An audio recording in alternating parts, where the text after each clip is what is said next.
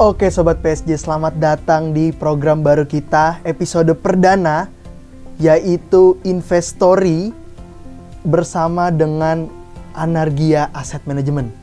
Dan di sebelah gua udah langsung hadir narasumber pertama kita. Boleh dong Mas, perkenalan diri dulu. Oke, terima kasih Mas Tio. Nama saya Andi Himawan Saputra, saya dari Anargia Asset Management. Oke, kita langsung bincang-bincang dengan Mas Andi. Mas Andi dari Anargia Asset Management.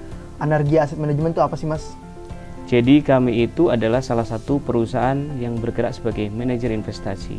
Jadi saat ini di Indonesia itu ada sekitar 85 perusahaan yang bergerak seperti kami, nah salah satunya kami. Oke, berarti yang bergerak khususnya di bidang investasi? Ya, lebih khususnya investasi reksadana di pasar modal. Reksadana, pasar modal. Ini kalau ngomongin reksadana nih Mas ya, banyak banget orang yang masih awam terkait dengan reksadana. Mungkin Mas Andi bisa jelasin lah sedikit, apa sih reksadana Mas? Oke, jadi sebetulnya begini, kalau kita bahas tentang reksadana, jadi reksadana itu sebetulnya secara harfiahnya itu wadah atau kumpulan dana investor. Jadi misalnya ada si A punya uang sekian, kemudian si B sekian, kemudian mereka membeli produk reksadana. Nah itu kumpulan, dikumpulkan, kemudian oleh kami sebagai manajer investasi akan ditempatkan misalnya pada portofolio saham, obligasi, atau juga time deposit. Oke, jadi orang ini hanya ngasih aja dalam bentuk investasi gitu ya? Ya. Bukan dia yang bergerak untuk nyari investasinya gitu ya? Jadi perlu dibedakan antara aktif dan pasif. Oke. Jadi kalau misalnya aktif, sebagai contoh misalnya kita trading saham tuh, ya kan, kita trading saham sendiri. Nah itu kan kita aktif tuh, kita pantau pasarnya, kita yang menentukan kapan kita jual atau kita akan beli. Nah kalau di reksadana itu kebalikannya. Jadi investor itu bersifat pasif. Jadi mereka hanya membeli produknya, nanti yang mengelolanya kami. Oke, jadi dengan hanya dia ngasih, dengan hanya dia pasif, bakal dapat income yang jauh lebih banyak gitu ya Mas? Iya. Oke Mas, sebelum jauh lebih dalam lagi nih tentang reksadananya, aku pengen tahu sebenarnya lebih ke Anargia ini udah berapa lama sih Mas berdiri? Baik, sebetulnya gini, kami sebagai salah satu perusahaan manajer investasi tentunya itu kan harus punya izin dari OJK. Oke. Nah perusahaan kami sebetulnya secara perusahaan atau PT itu sebenarnya sudah lama berdirinya, tapi secara untuk memperoleh izin dari OJK-nya itu kami sejak tahun 2019. 2019? Yes. Oke, berarti sebelum COVID tuh Mas? Benar. Jadi itu justru tantangan kita. Jadi kita berdiri itu, setelah itu baru COVID. Setelah itu baru COVID? Benar. Tapi ada dampak Mas dari adanya COVID kepada investasi sendiri? Jadi sebetulnya kalau namanya sudah pandemi ya, itu pasti di semua sektor juga pasti ada imbasnya, termasuk di dunia investasi. Nah, termasuk juga pada perusahaan-perusahaan yang bergerak di dunia investasi seperti kami. Ya, tentunya ketika orang sudah tidak boleh saling bertemu, ya kan, terbatas mau kemana-mana juga nggak bisa, gitu kan, untuk bertemu juga. Bahkan untuk berjualan, ya, tanda kutip untuk berjualan produk pun kita kan tidak bisa langsung bertemu dengan orang dan sebagainya. Itu berarti ada satu imbas atau tantangan bagi kami. Nah, mungkin selama pandemi itulah yang menyebabkan saat ini kan banyak tuh. Jadi transaksi investasi itu melalui online. Nah, salah satu seperti itu yang kami coba. Oke, berarti dari tahun 2019 Maret ya Mas? September. Oke. 2019. Berarti dari September 2019 udah hampir sekitar 3 tahun lebih lah ya Mas? Ya, kalau untuk sampai dengan tahun ini sekitar. Dan udah terdaftar di OJK? Siap. Nah, jadi kalau dari sisi perusahaan untuk mengelola reksadana itu memang persyaratan wajibnya itu harus punya izin dulu dari OJK. Oke. Jadi otomatis harus terdaftar dulu di OJK. Tapi untuk daftar ke OJK sendiri seberapa sulit sih Mas? Sebetulnya dibilang sulit atau enggaknya itu relatif ya. Yang penting pada saat kita persyaratan untuk mendaftarkan izin perusahaan kita ke OJK itu harus memenuhi beberapa persyaratan atau kriteria yang telah ditetapkan OJK. Misalnya dari sisi BOD-nya atau Dewan Direksi dan Komisarisnya, karena itu kan nanti juga akan di fit and proper oleh OJK. Kemudian dari sisi pengelolanya, jadi di perusahaan seperti kami ini itu terdiri dari berbagai divisi atau fungsi. Nah, fungsi-fungsi ini nanti yang akan membantu proses ketika perusahaan itu berjalan. Contohnya kalau saya dari divisi marketing, kemudian nanti yang mengelola dananya itu bisa disebut sebagai divisi investment. Nah, semua fungsi-fungsi itu juga harus memiliki kriteria atau istilahnya itu di screening. Screening oleh OJK. Jadi nggak sembarangan perusahaan bisa daftar ke OJK gitu ya Mas? Ya, sebetulnya lebih kepada semua perusahaan yang ingin bergerak sebagai manajer investasi bisa, tapi tetap harus mengajukan izin dan mendaftarkan di OJK. Oke, jadi sebenarnya poin pentingnya itu kan ketika kita mau investasi, perusahaan ini udah terdaftar belum di OJK? Itu kan poin pentingnya, Mas? Iya. Poin penting pertama seperti itu. Dan kalau menarik ke investasinya gitu, Mas, seberapa mudah kita nih orang awam untuk investasi di Anargia Asset Management? Sebetulnya untuk investasi di reksadana itu sangat mudah. Sangat mudah? Sesimpel itu. Jadi kata kuncinya sangat mudah, sesimpel itu. Mudah. Jadi sebetulnya sama seperti ketika kita akan menjadi nasabah bank. Jadi ada pembukaan account. Nah, kemudian setelah pembukaan account itu selesai atau aktif akunnya, nah, kita sudah bisa mulai itu berinvestasi di reksadana. Jadi artinya mentransfer uangnya dari rekening pribadi kita atau rekening pribadi nasabah langsung ke rekening produk reksadana tersebut. Oke, berarti kalau reksadana sendiri sama deposit itu berbeda berarti ya, Mas? Secara produk beda. Beda. Oke, kalau emang reksadana ini bentuknya investasi, berapa sih, Mas, minimal yang bisa kita investasiin ke reksadana di Anargia Asset Management? Nah, ini menjadi salah satu kelebihan kita. Jadi sebetulnya reksadana itu kan tidak ada batasan minimum orang harus berinvestasi berapa. Tapi rata-rata saat ini yang ada di market atau di pasar itu memang mulai di atas 100.000. Cuma kalau teman-teman semua ingin berinvestasi di Anargia, bahkan bisa mulai dari 20.000. 20.000? Bahkan 20.000. Coba kalau misalnya Mas beli di Starbucks misalnya nih, kan itu 20.000 nggak dapat apa-apa. Nggak dapat apa-apa. Paling dapatnya Starling ya, Starbucks keliling. Ya. Kadang sebutnya kopling juga, Mas. Kopi keliling. Nah, jadi kalau di Anargia bahkan dengan uang 20.000 itu teman-teman yang ingin mulai berinvestasi reksadana itu bisa mulai membeli produk reksadana kita. Oke, berarti sampai dengan 20.000 aja udah bisa diinvestasiin. Jadi nggak ada alasan lagi sebenarnya, Mas, buat nggak investasi ya, Mas? Benar. Oke, terus kalau lanjut ke resikonya, Mas. Karena kan kita dengar kata investasi tuh sekarang agak takut gitu. Iya. Karena beredar berita yang banyak kan investasi bodong di sana, investasi bodong di sini gitu. Resiko apa sih, Mas, yang terbesar yang bakal kita hadapin? Sebetulnya berita itu sebetulnya nyata ya. Jadi banyak orang yang berinvestasi akhirnya dibawa kabur atau uangnya hilang dan sebagainya. Jadi sebetulnya kalau semua produk investasi itu memang ada resiko, termasuk reksadana. Cuma resiko itu bisa diminimalisir jika kita berinvestasi dengan benar.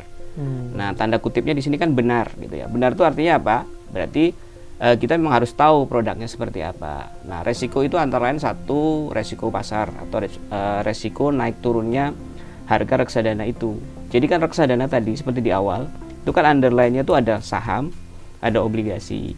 Nah, ketika MI atau manajer investasi seperti kami ini mengelola produk reksadana itu kan tentunya setiap hari itu ada semacam transaksi untuk saham atau obligasinya.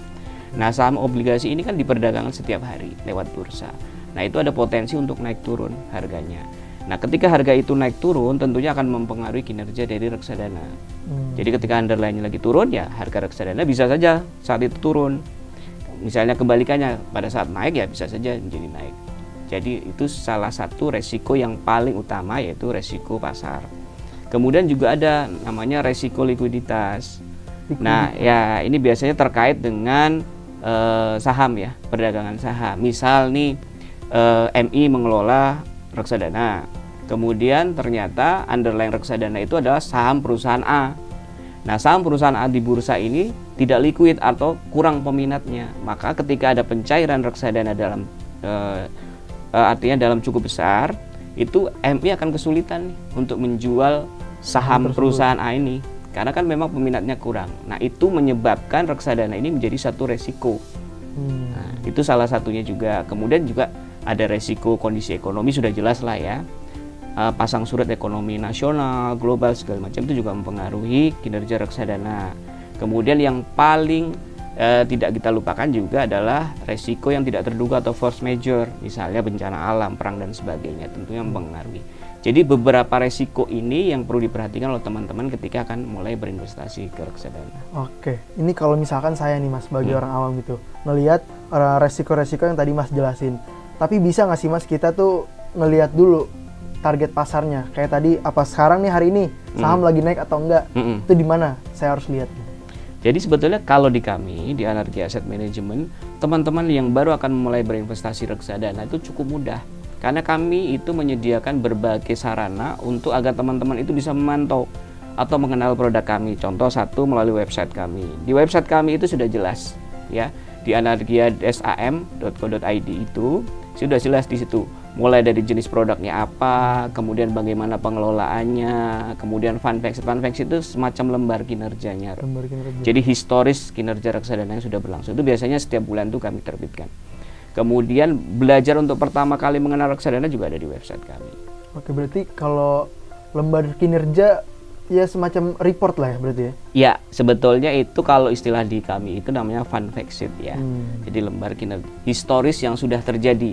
Misalnya fun facts itu setiap bulan, berarti artinya teman-teman misalnya nih penempatan di reksadana di bulan Maret ini misalnya di tanggal di bulan Juli ini misalnya di tanggal sekitar tanggal 21. Maka yang disebut historis kinerja 1 bulan itu berarti nanti di Agustus tanggal 21 ada reportnya itu.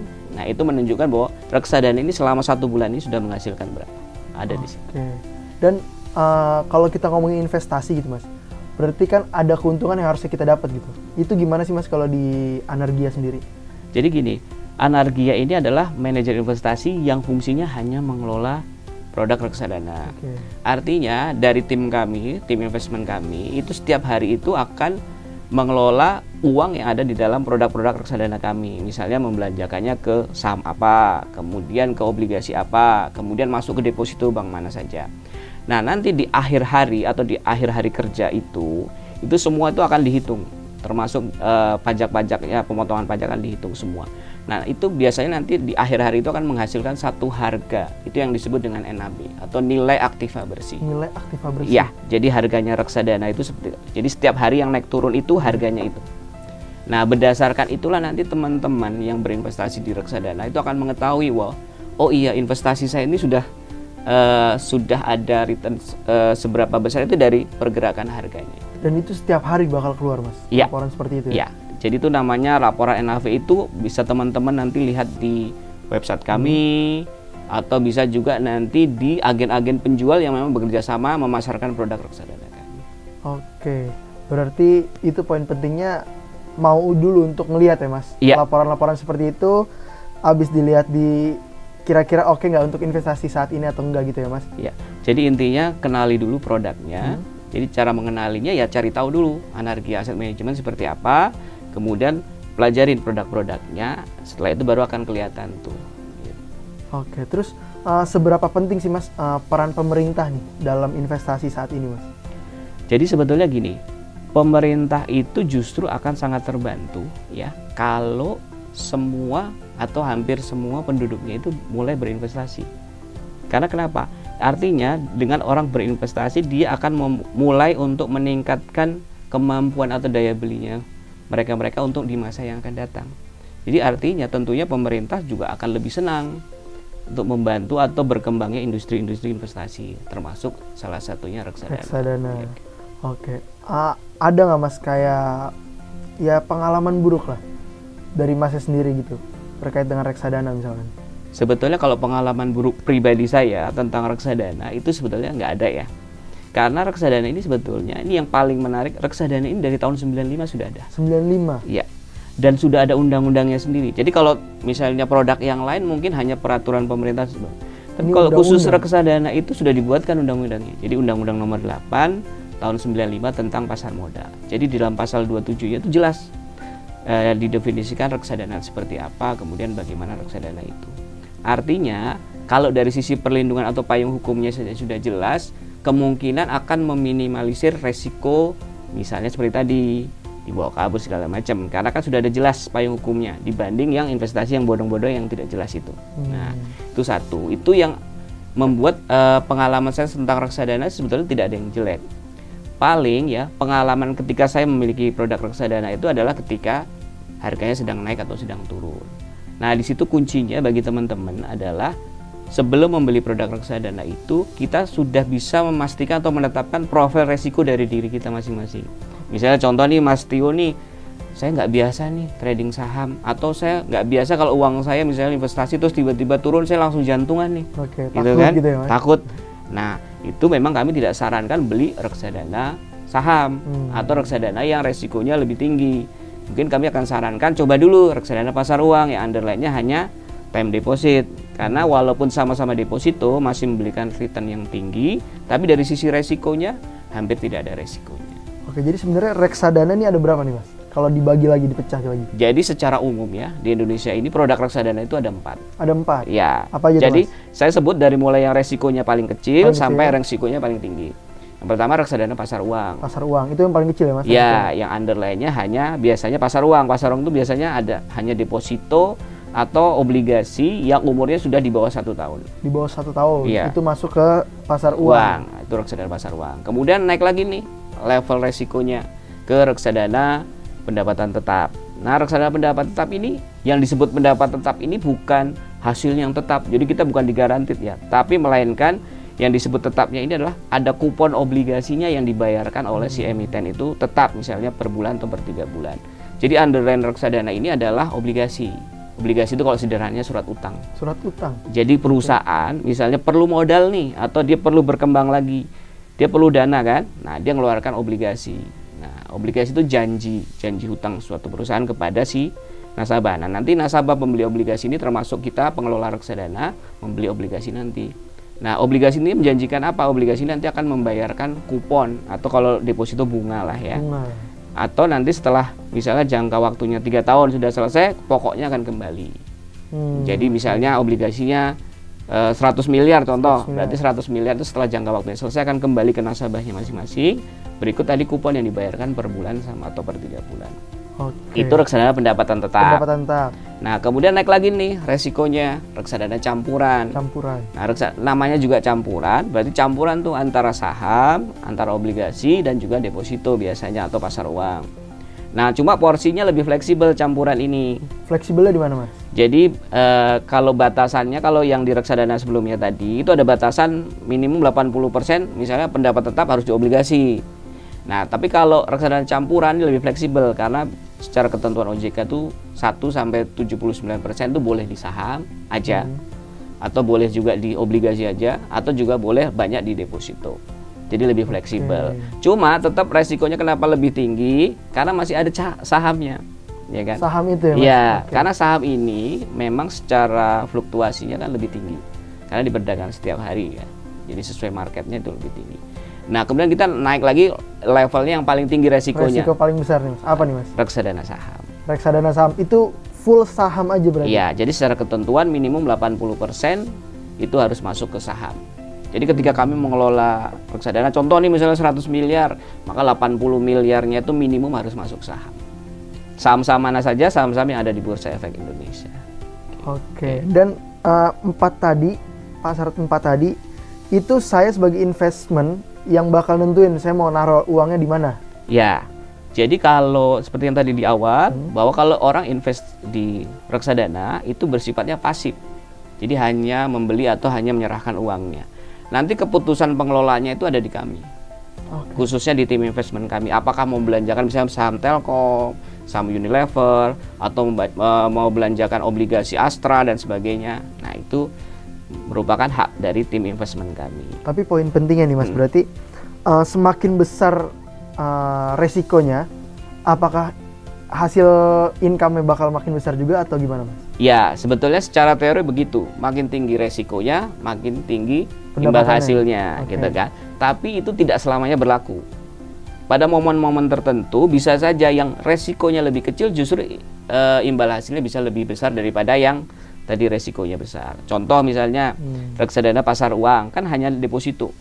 Deposito itu kan resikonya minim banget, bahkan bisa dibilang tidak ada resiko kecuali banknya tutup, ya kan? Betul. Nah, itu bisa saja hasil bunga deposito misalnya saat ini sekitar 4-5%-an untuk reksadana ya. Nah, kemudian kondisi saham saat ini misalnya sedang market itu sedang mengalami kelesuan untuk perdagangan saham kan ya. Itu biasanya kondisinya lebih minus gitu. Nah, bisa saja hasil reksadana saham walaupun resikonya lebih besar, dia lebih kecil imbal hasil dibanding reksadana pasar uang untuk saat ini. Tapi itu hanya berlaku pada saat momen-momen tertentu. Tapi secara globalnya, secara teorinya memang makin tinggi resikonya, memang makin tinggi imbalannya. Makin tinggi imbalannya. Ini ngomongin investasi, pasti orang-orang tuh udah bilang, berapa lama sih saya bisa narik hasil investasi saya? Nah, ini juga yang paling menarik. Reksadana itu tidak ada jangka waktunya. Nggak ada jangka waktu? Tidak ada jangka. Jadi tiap hari selama hari bursa atau hari kerja, Senin sampai Jumat, teman-teman itu bisa membeli dan menjual kembali atau mencairkan reksadana yang dibelinya. Jadi setiap hari dia udah bisa ngambil income ya, Mas? Boleh. Berapapun itu, ada minimalnya nggak sih, Mas? Jadi sebetulnya gini, reksadana itu seperti saya sampaikan tadi, tidak ada biaya apapun. Kalau misalnya kita tabungan atau deposito kan ada biaya administrasi dan sebagainya. Betul. Reksadana itu hasilnya sudah net. Jadi di nilai NAV tadi yang harganya setiap hari itu sudah net. Jadi teman-teman, bahkan teman-teman itu tidak dipotong pajak lagi atas imbal hasilnya itu, karena sudah bersifat net, sudah final. Makanya tidak ada berapa minimum harus teman-teman bisa misalnya punya, contoh ya, punya 10 juta nih di reksadana. Cuma mau ngambil 5 jutanya aja boleh. Atau mau ngambil semuanya boleh. Atau mau ngambil hanya misalnya 1 juta atau nanti berapa hari lagi ngambil lagi, itu is okay, nggak ada masalah. Karena memang reksadana itu secara aturan tidak ada jangka waktunya. Jadi berapapun kita mau ambil setiap hari itu boleh ya, Mas? Boleh, selama hari bursa ya. Selama hari kerja itu ya? Ya? Oke. Kecuali libur nasional kan, karena semua juga tutup kan gitu ya. Ketika misalkan Mas, saya tiba-tiba jadi investor terbesar gitu. Yang lain naruh misalnya 20.000, saya bisa naruh 1 miliar gitu. Saya ambil full 1 miliar, bakal mempengaruhi nggak tuh, Mas, stabilitas di investment lain? Jadi sebetulnya secara ketentuan di OJK ya memang ada. Jadi ketika terjadi force majeure atau ketika terjadi RAS ya, itu memang nasabah hanya diperkenankan untuk mencairkan reksadananya itu per harinya itu tidak lebih dari 20% dari total dana kelolaan. Itu kalau kondisinya sudah force majeure ya. Tapi kalau kondisi normal itu OJK itu sudah memerintahkan kepada perusahaan seperti kami itu secara aturannya bahwa berapapun yang nasabah cairkan tuh wajib dicairkan, wajib dibayar. Jadi tidak ada kita boleh menahan-nahan atau segala macam, itu nggak boleh. Secara aturan berapapun nasabah mencairkan itu wajib dibayar untuk kondisi normal ya. Nah itu untuk dananya masuk ke rekening masing-masing nasabah itu sesuai ketentuan OJK itu kan H+7 ya. Tapi tergantung jenis reksadananya. Biasa yang sudah berjalan selama ini kalau reksadana pasar uang itu bisa HT+1. Atau T+1 ya. Jadi 1 hari setelah dia mencairkan. Jadi misalnya teman-teman pencairan hari ini nih ya sebelum jam 1 siang, maka besok pagi dananya sudah masuk ke rekening teman-teman semua. Selama itu hari kerja ya. Berarti nggak sulit sebenarnya, Mas, apalagi sangat untuk pencairan ya. Tapi saya masih penasaran tuh terkait dengan stabilitas di pasar gitu, Mas. Ketika misalkan tadi 1 miliar kita bicara, saya ambil investasi saya sebesar 1 miliar, itu bakal mempengaruhi saham di pasar nggak sih, Mas? Kalau kapitalisasi saham di market itu sebenarnya sangat besar. Jadi di bursa efek kita saat ini itu ada sekitar di atas 800-an jenis saham. Jadi sudah sebanyak itu, dan kapitalisasinya juga triliunnya nilainya. Artinya kalau hanya dipengaruhi oleh satu jenis produk reksadana, kecuali RAS ya, RAS berbagai produk reksadana itu mungkin mempengaruhi. Kalau cuma hanya beberapa 1-2 produk reksadana, oke, nggak ada masalah sih. Selama ini yang berjalan historisnya dari dulu sampai saat ini sih tidak ada kejadian seperti itu, dan mudah-mudahan memang tidak ada kejadian seperti itu.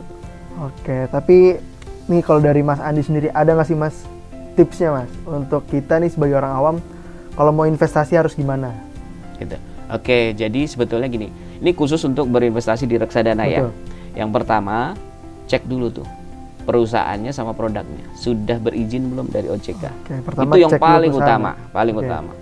Yang kedua kemudian kenali dulu produknya. Produknya apa? Iya, kenali itu tidak perlu mempelajari sampai berbulan-bulan segala macam. Yang penting kan dari setiap produk reksadana, terutama di perusahaan kami, Anargia, itu kami selalu menyiapkan funfaksi dan prospektus. Nah, teman-teman bisa pelajari dari prospektus itu bagaimana produk kami dikelola, terus jenis produk apa segala macam ada di situ semua. Funfaksi juga menunjukkan historis kinerja yang sudah terjadi sebelumnya. Jadi teman-teman tuh bisa memilih nih produk apa yang cocok dengan teman-teman. Setelah mengenalin itu, kemudian teman-teman jangan lupa nih, karena memang di industri investasi itu sebetulnya banyak juga tuh tanda kutip iming-iming nih. Iya, iming-iming misalnya kamu investasi di saya dong, nanti saya kasih 10% fix, misalnya simpan 6 bulan atau 1 tahun, kan banyak kejadian seperti itu. Nah, sebetulnya ujung-ujungnya Ponzi ya, ujung-ujungnya Ponzi.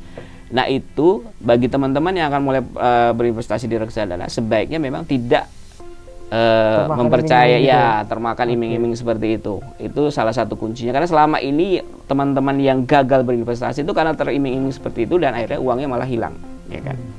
Kemudian yang terakhir itu adalah kenali profil resiko kita. Seperti tadi saya jadi misalnya Mas Tio nih seperti tadi itu emang nggak kuat nih kalau lihat pergerakan yang naik turun gitu, ya jangan beli reksadana saham. Belilah mulai dari reksadana yang paling rendah resikonya. Tapi bisa juga diantisipasi dengan cara lain, misalnya diversifikasi. Jadi misalnya Mas Tio nggak beli cuma satu jenis produk reksadana, misalnya beli di Anargia reksadana pasar uang, kemudian beli juga reksadana pendapat tetap, kemudian juga beli reksadana sahamnya. Uangnya itu dibagi. Jadi jangan menyimpan telur dalam satu keranjang. Jadi kalau keranjangnya pecah, keranjangnya jatuh semua, ya pecah semua. Gitu. Terus kalau emang seandainya nih Mas, saya investor, ternyata kemakan iming-iming nih Mas. Apakah emang harus nggak percaya dengan iming-iming itu Mas? Ya begini saja. Jadi saya tidak pernah mengharapkan orang itu percaya pada janji-janji yang sebetulnya janji itu tidak bisa dipenuhin. Contoh gini, misalnya Mas Tio nih dapat iming-iming 10% nih investasi di misalnya di tempat A, perusahaan A. Mas Tio cukup bandingkan saja dengan bank. Bank itu yang punya SDM-nya besar, punya kapabilitas yang cukup besar, itu saja hanya berani memberikan janji bunga itu hanya 4-5% kan untuk deposito, atau bahkan untuk tabungan hanya sekitar 2-3%. Sekelas bank loh, sekelas bank itu aja hanya bisa menjanjikan itu. Terus tiba-tiba ada perusahaan A yang kelasnya mungkin nggak sekelas bank itu, tapi menjanjikan 10%. Nah, secara nalar kan itu artinya kita memang harus waspadain iming-iming seperti itu tuh dari sisi nalar kita, bahwa sebetulnya ini janji ini bisa tercapai nggak sih gitu. Tadi udah banyak banget nih Mas Andi kita udah bahas dari mulai tips sampai dengan gimana cara ngambilnya. Tapi sebenarnya apa sih Mas yang ngebedain reksadana dari Anargia dengan reksadana di PT-PT lain atau perusahaan-perusahaan lain Mas? Oke, jadi memang kan sebelumnya tadi saya sampaikan di Indonesia ini ada sekitar 85 MI atau manajer investasi ya. Nah, kenapa Anargia ini beda? Tagline kita tuh kita beda. Bedanya bedanya tuh di mana? Bedanya yang pertama, kami itu justru lahir sebelum pandemi ada kan, 2019. Nah, selama pandemi kan semua hal itu sudah collab lah artinya.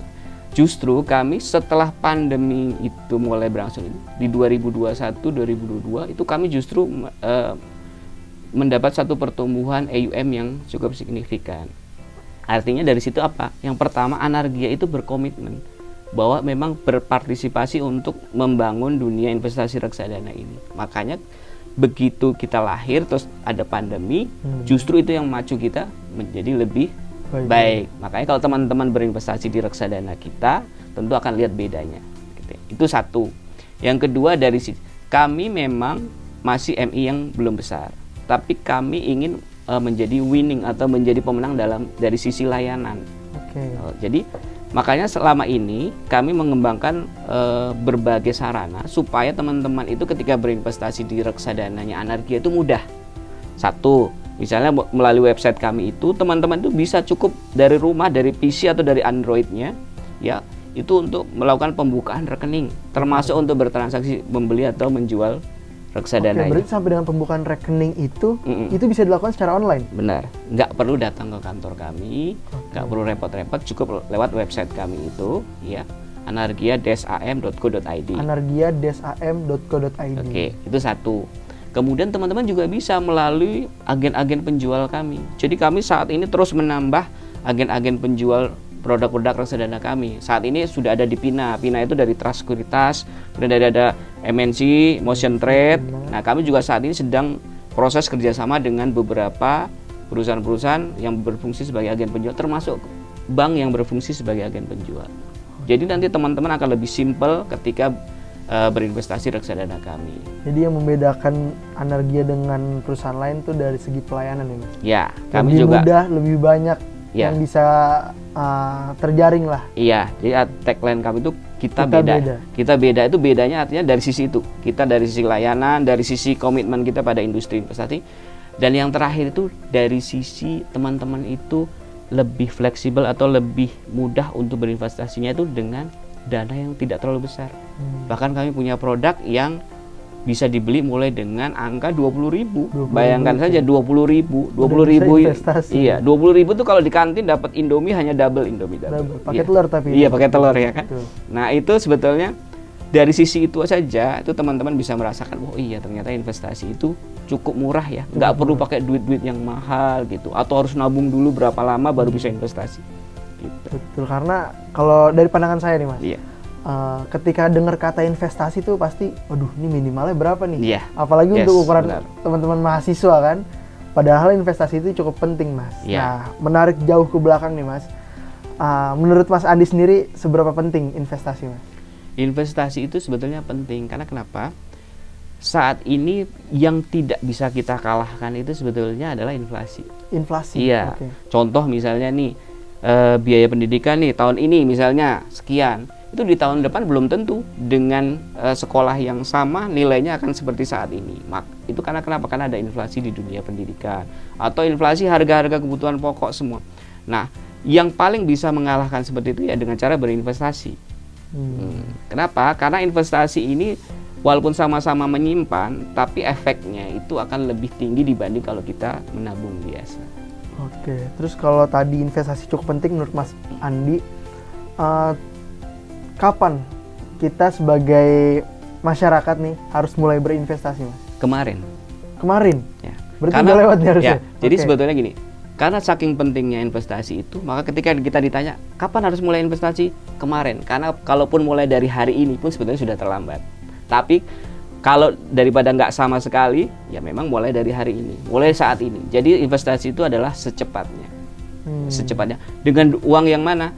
Uang yang memang kita tidak bergunakan untuk dana sehari-hari atau untuk keperluan dana darurat, karena itu akan beda hasilnya nanti. Oke. Jadi mulailah berinvestasi dari kemarin, tagline-nya dari kemarin atau secepatnya, tapi gunakanlah memang dana-dana yang memang peruntukannya untuk investasi, bukan untuk kebutuhan sehari-hari atau bukan untuk satu dana darurat yang sewaktu-waktu kita akan butuhkan. Ketika kita berinvestasi harus diambil lagi, kan itu tidak maksimal. Oke, berarti kalau emang harus investasi itu dari kapan? Harusnya dari kemarin justru. Dari kemarin. Kalau untuk segmentasi pasarnya misalkan usia gitu Mas. Kapan usia yang tepat untuk bisa berinvestasi Mas? Usia saat mulai dilahirkan juga bisa berinvestasi. Investasi? Ya, caranya seperti apa? Ketika orang tua sudah punya baby atau sudah punya anak-anak, itu persiapkanlah masa depan anak-anak itu dengan berinvestasi. Karena gini, ketika kita masuk ke reksadana, memang persyaratan utamanya itu adalah IKTP ya. Jadi selain mengisi formulir pembukaan rekening, kita juga harus melampirkan IKTP atau paspor yang berlaku. Cuma bagi orang tua atau bagi anak-anak yang belum punya IKTP, solusinya seperti apa? Dengan data tambahan misalnya kartu keluarga atau akte lahir. Itu bisa dilakukan. Jadi ketika ditanya dari mulai usia berapa kita berinvestasi, mulai sejak dilahirkan kita bisa berinvestasi. Mungkin pada saat dilahirkan nanti melalui orang tuanya. Oke, tadi menarik juga tuh Mas, ketika orang tuanya nih justru yang harus mengambil langkah duluan untuk investasi ke anaknya. Berarti investasi ini bisa nggak dipindah tanganin gitu Mas? Jadi secara aturannya memang tidak bisa langsung seperti itu. Ya. Jadi tidak bisa misalnya ketika saya berinvestasi, terus nanti saya wariskan kepada anak saya. Itu tidak, secara aturannya tidak bisa langsung seperti itu. Tapi diwariskan dengan mengajarkan investasi bisa.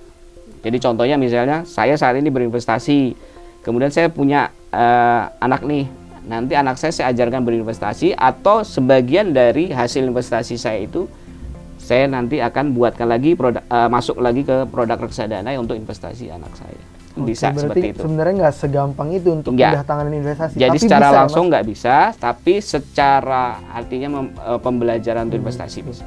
Oke, berarti ketika misalkan saya sebagai investor amit-amit nih Mas, meninggal dunia gitu, investasi saya gimana?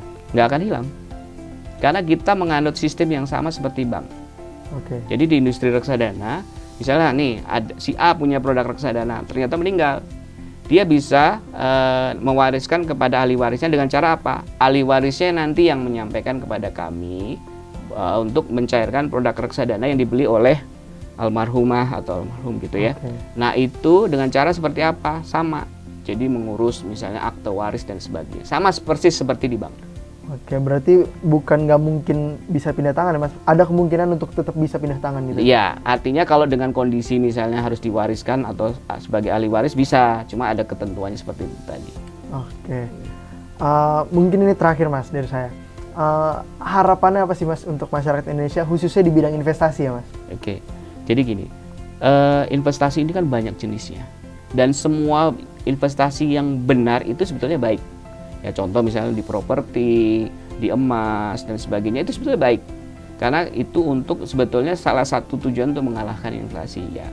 Cuma bagi teman-teman atau masyarakat luas itu sebaiknya ketika akan berinvestasi kenali dulu produknya, jangan tergiur janji-janji tadi dan yang pasti lihat dulu izinnya. Itu poin penting tadi ya Mas.